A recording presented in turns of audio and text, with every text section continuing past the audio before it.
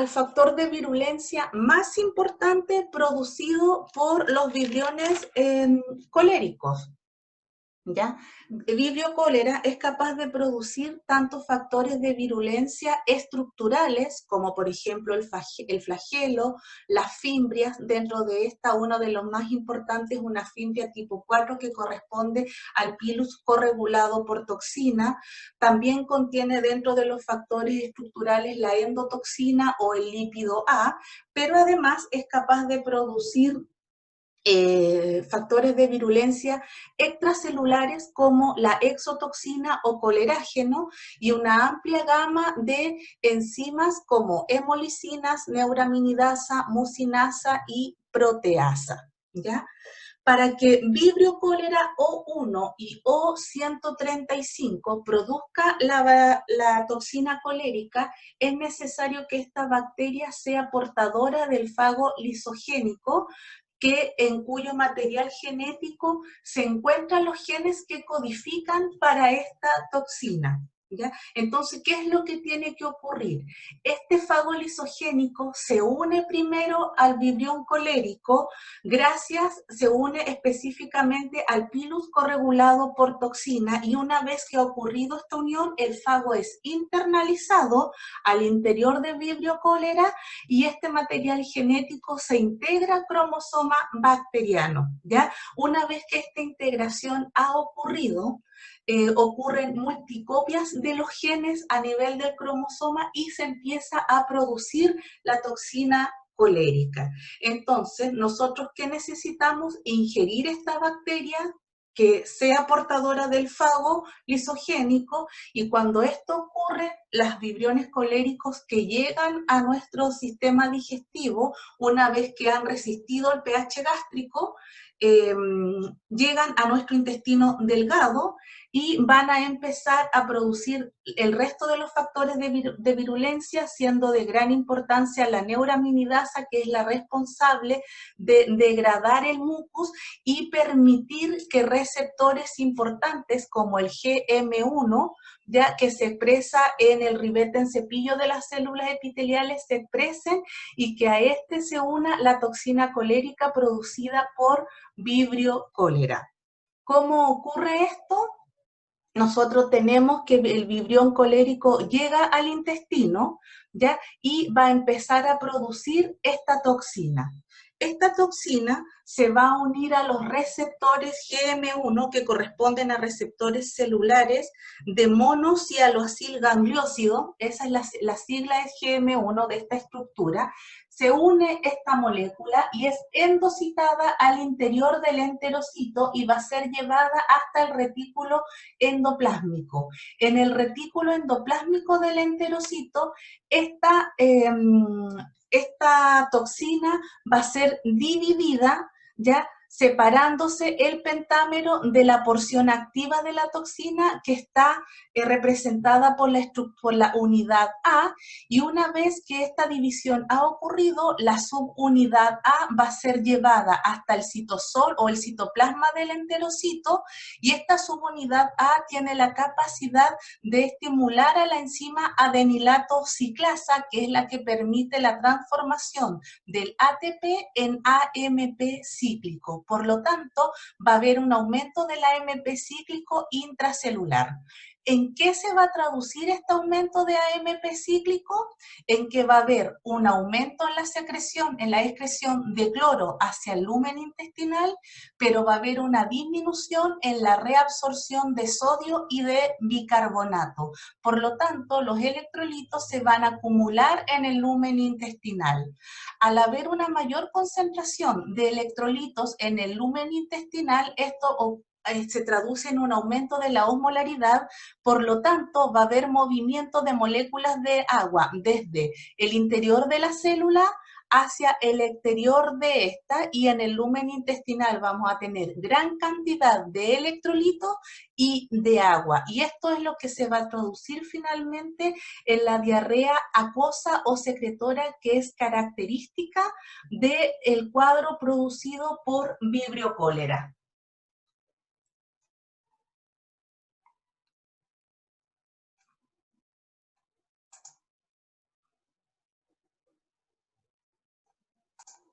Ya, lo que le explicaba anteriormente, antes de hacer el break, era la fisiopatología o cómo funciona la toxina colérica, que acá este simplemente es un cuadro que vuelve a explicar lo que ya les mencioné antes.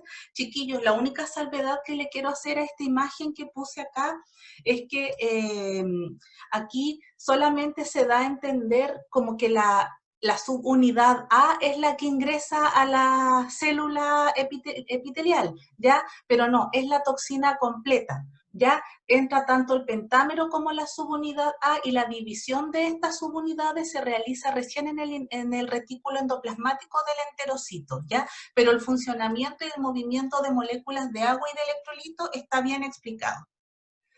¿Ya? Entonces, retomando, nosotros necesitamos ingerir una concentración alta de Vibrio cólera equivalente a 10 elevado a 8 microorganismos. ¿Y a qué se debe esto? Porque Vibrio cólera es una bacteria que es sensible al pH gástrico, por lo tanto, se necesita de una dosis muy alta para que exista la chance de que hayan bacterias que puedan sobrepasar nuestro estómago y sean capaces de llegar al intestino. Una excepción de esto cuando ocurre en los pacientes que tienen acloridria o aquellos que utilizan fármacos de recubrimiento gástrico o entérico, ¿ya? La colonización del intestino delgado entonces va a depender principalmente de avecinas, dado por los flagelos y también por las fimbrias tipo 4, como de la producción de enzimas de tipo mucinasa o neuraminidasa. Dentro de los cuadros clínicos que se asocian a vibrio cólera, el más importante es el cólera, que como ya les dije antes, se encuentra asociado a los serogrupos O1 y O139 productores de toxina colérica. Cuando estos están presentes, ¿qué es lo que se produce en nuestro paciente? Una diarrea acuosa secretora, ya que incluso los pacientes pueden llegar a perder tanto líquido que en una evacuación pueden perder hasta 1 litro por cada hora. ¿Cuáles son las características que presenta el cuadro de cólera? Es que tiene un periodo de incubación que va de 2 a 3 días, es decir, de 2 a 3 días después de que uno ha ingerido agua o alimentos contaminados con este microorganismo, hay un aumento, ahí empieza la diarrea acuosa y también vómitos, ¿ya? A medida que va aumentando, se va aumentando la pérdida de líquido, las heces se van haciendo más líquidas, van perdiendo color y van perdiendo olor también, ¿ya? Y mientras el cuadro se va agravando más, también se ven restos de mucus en las heces que llegan a ser completamente líquidas y esto es lo que se conoce como agua de arroz. La presencia de fiebre es muy escasa, casi, los pacientes casi no cursan con fiebre, ¿ya? Suele haber dolor, pero sobre todo debido a la deshidratación, porque los pacientes al estar deshidratados comienzan con calambres musculares, ¿ya? Y esto genera dolor. Además, el hecho de que haya pérdida abundante de bicarbonato se va a traducir en nuestro organismo como la presentación de acidosis metabólica.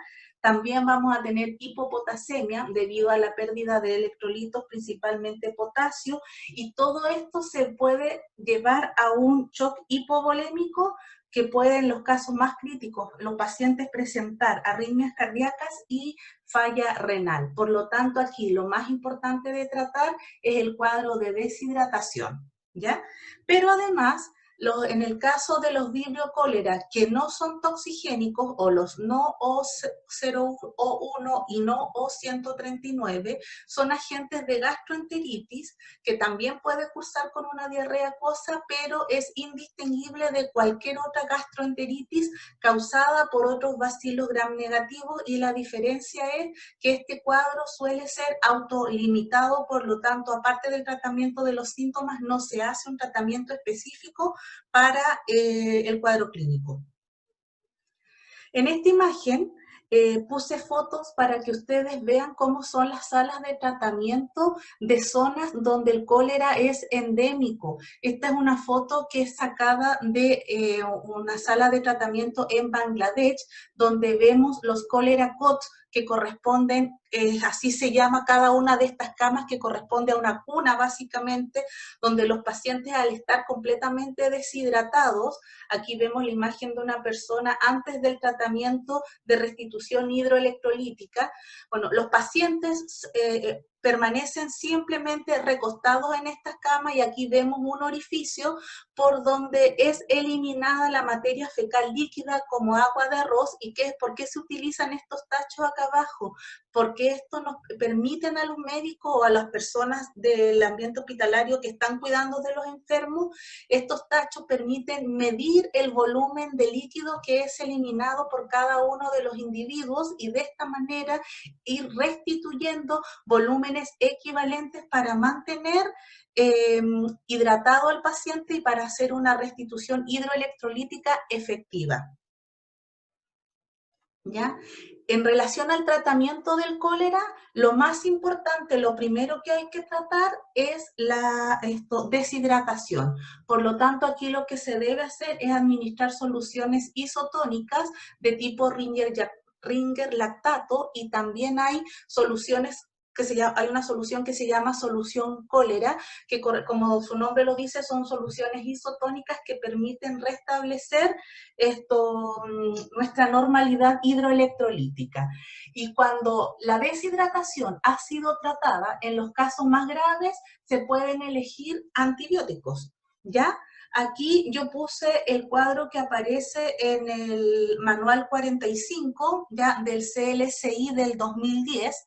Yo los puse porque no sé si en este momento todos cuentan con el manual M45, por lo tanto, para que todos tengan el material de cuáles son los antibióticos que se utilizan para cada uno de estos agentes, ¿ya?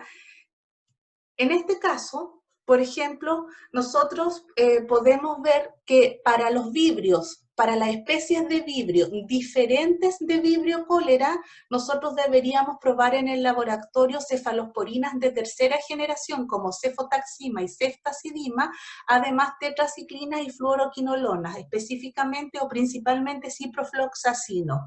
Mientras que si estamos en presencia de vibrio cólera, nosotros deberíamos probar ampicilina, acitromicina, doxiciclina, tetraciclina, SXT, sulfas y cloranfenicol. ¿Ya? Aquí están los puntos de corte de cada uno de los antibióticos, independiente de si el método que estamos utilizando es viscodifusión o si estamos utilizando un método cuantitativo como dilución en caldo, ¿ya? Eso, el análisis de eso lo pueden hacer ustedes. Pero en el caso del cólera, cuando se le da antibiótico al paciente, el tratamiento de elección suele ser acitromicina, doxiciclina o ciprofloxacino. Por lo general, el antibiótico se elige en ese orden. Desde el punto de vista de la prevención del cólera, existen dos vacunas hoy en día en el comercio, que son las que aparecen nombradas acá, el Dukoral y el Euvechol, ¿ya?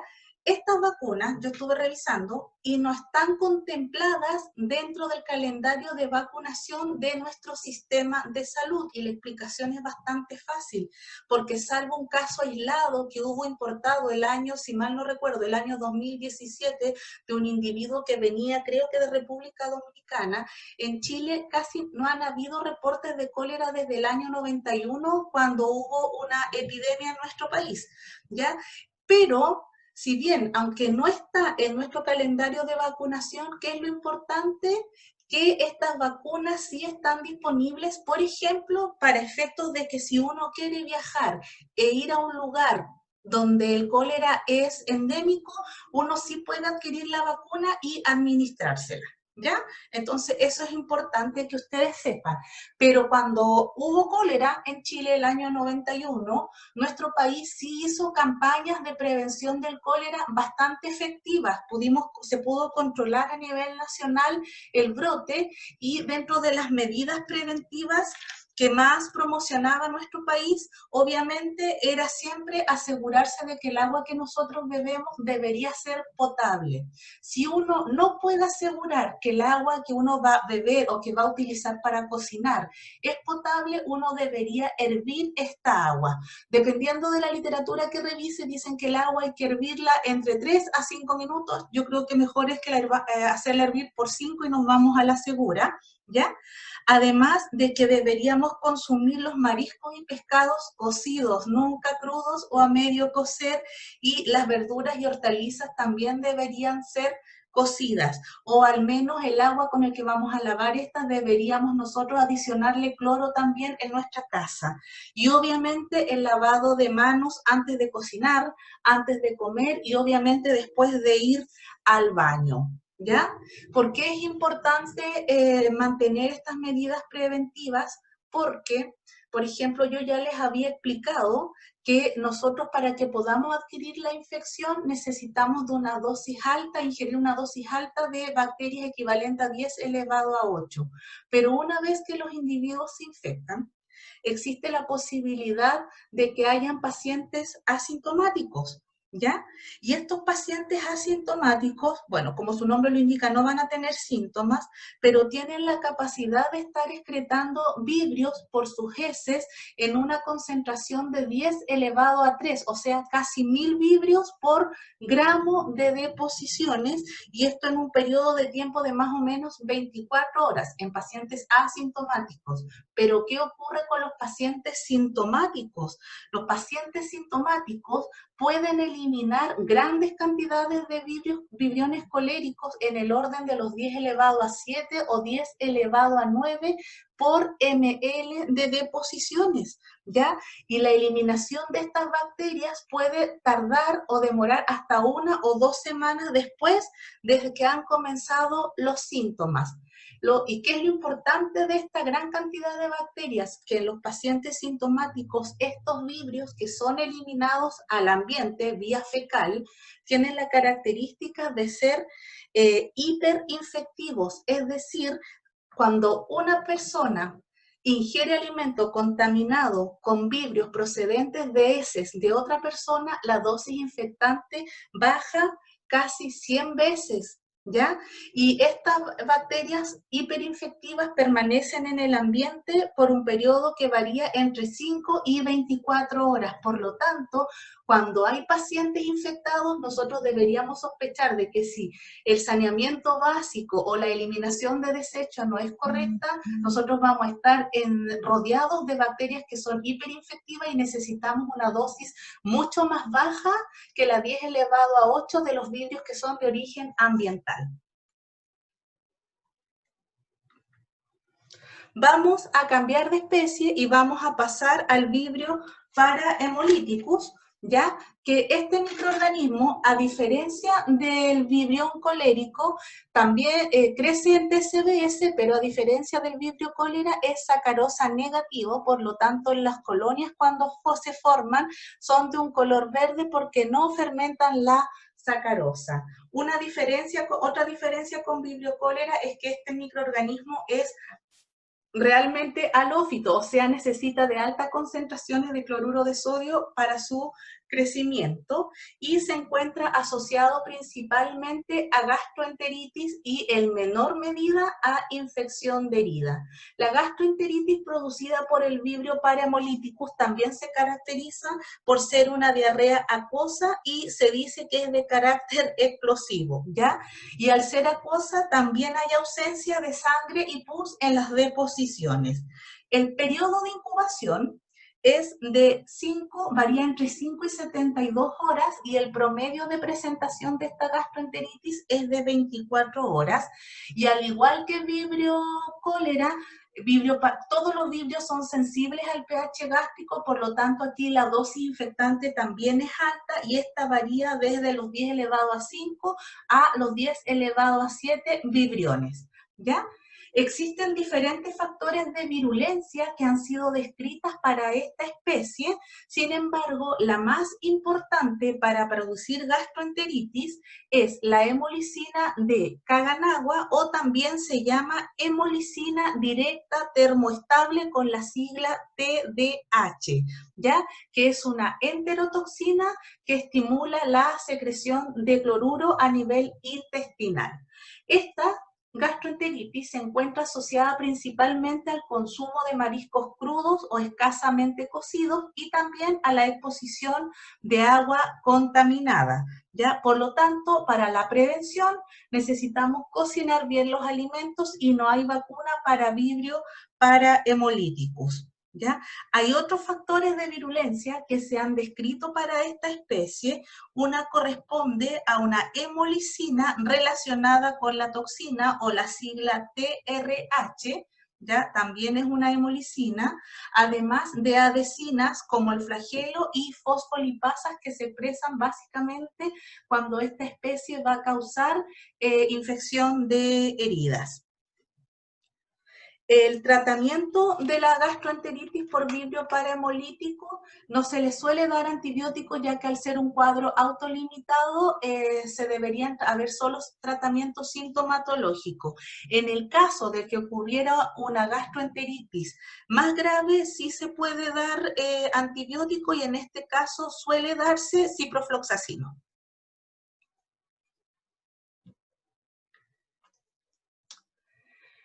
Vamos a pasar ahora a la especie Vibrio vulnificus, que comparte características de ser halófito y de no utilizar la sacarosa en el agar TSDS con Vibrio parahemolíticus. Sin embargo, los cuadros que se encuentran asociados a esta especie son mucho más dramáticos y suelen producir infección de heridas que pueden terminar en celulitis o en necrosis del tejido afectado, y en casos más drásticos con septicemia. Por lo tanto, cada vez que hay un cuadro producido por esta especie, viene asociada una alta mortalidad, ¿ya?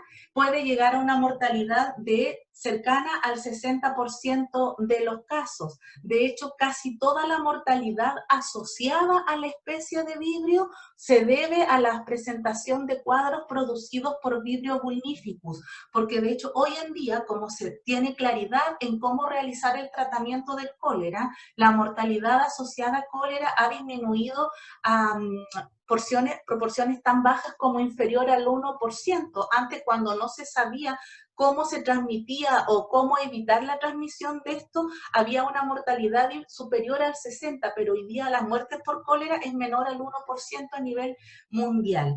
En el caso de Vibrio vulnificus, dependiendo del cuadro que se presente, por ejemplo, en el caso de las septicemias, la mortalidad asociada es de un 50%, mientras que en las infecciones de herida y tejidos blandos, la mortalidad puede variar entre un 20 y un 30%, ¿ya?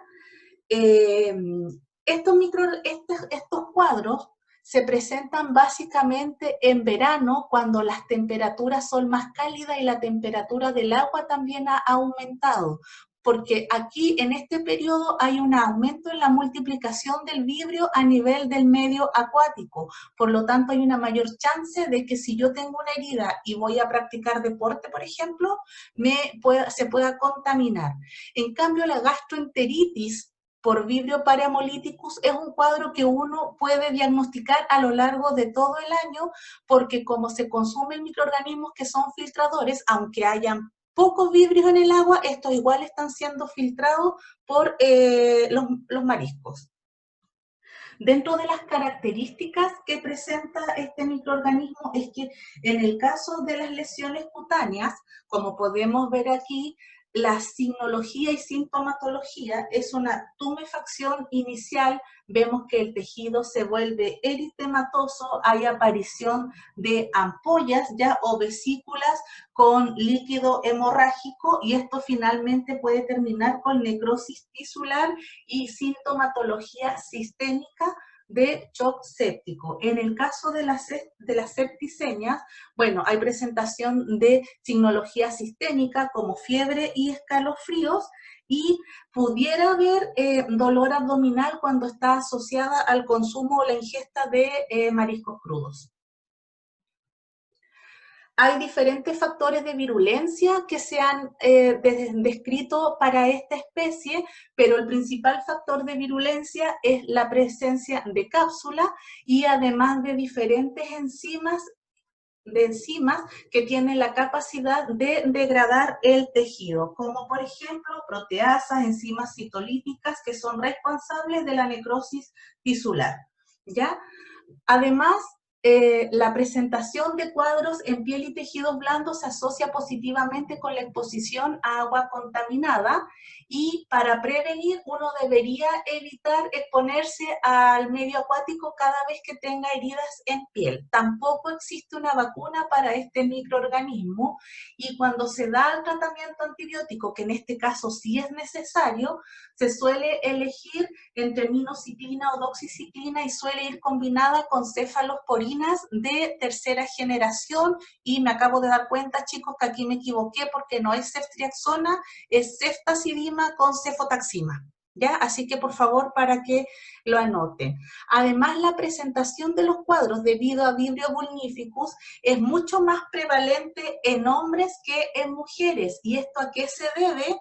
A que uno de los factores de riesgo o de las enfermedades de base que tiene que tener un ser humano para que pueda desarrollar una de estas infecciones es enfermedades hepatobiliares, principalmente cirrosis hepática. ¿Ya? De eso también se debe que hay una mayor presentación en varones que en mujeres. Y lo otro es que, como pueden ver acá en este gráfico, es que Vibrio vulnificus es capaz de afectar a individuos en todos los rangos de edades. Sin embargo, la razón de mortalidad aumenta notablemente entre los 40 y los 80 años.